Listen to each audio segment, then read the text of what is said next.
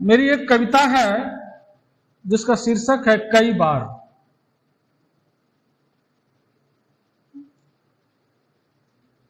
कई बार मुझे लगता है कि कुछ बातों का सौंदर्य इसी में निहित है कि वे मन में छिपी रहें।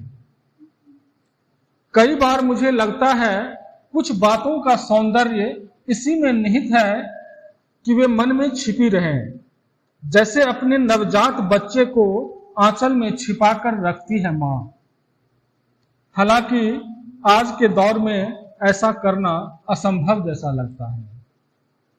कई बार मुझे लगता है कुछ बातों का सौंदर्य इसी में निहित है कि वे मन में छिपी रहें, जैसे अपने नवजात बच्चे को आंचल में छिपाकर रखती है मां।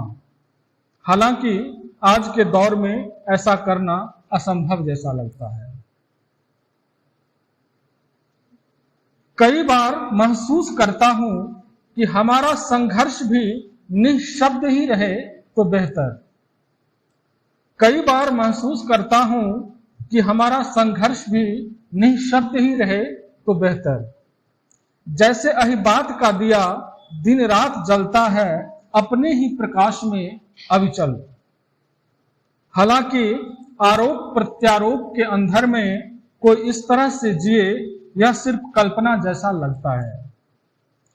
कई बार महसूस करता हूं कि हमारा संघर्ष भी निःशब्द ही रहे तो बेहतर। जैसे अहिबात का दिया दिन रात जलता है अपने ही प्रकाश में अविचल। हालांकि आरोप प्रत्यारोप के अंधर में कोई इस तरह से जिए यह सिर्फ कल्पना जैसा लगता है। कई बार अपने भीतर कविताओं को जगते हुए देखता हूं, लेकिन कलम नहीं पकड़ता, उन्हें गिरते और मरते हुए छोड़ देता हूं। कई बार अपने भीतर कविताओं को जगते हुए देखता हूं, लेकिन कलम नहीं पकड़ता, उन्हें गिरते और मरते हुए छोड़ देता हूं।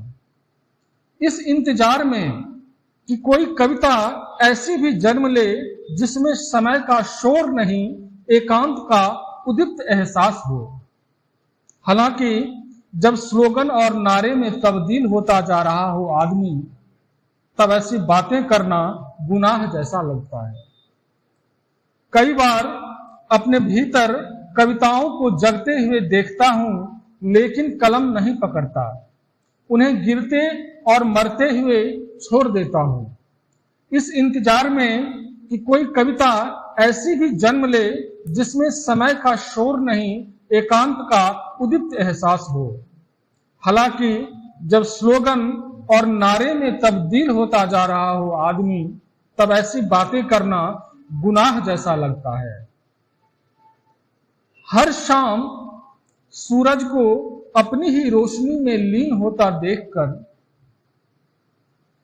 हर शाम सूरज को अपनी ही रोशनी में लीन होता देखकर मुझ में कोई उतर कर कहता है कि सारा उथल पुथल महज बकवास है, आकाश की तरह होना चाहिए जीवन।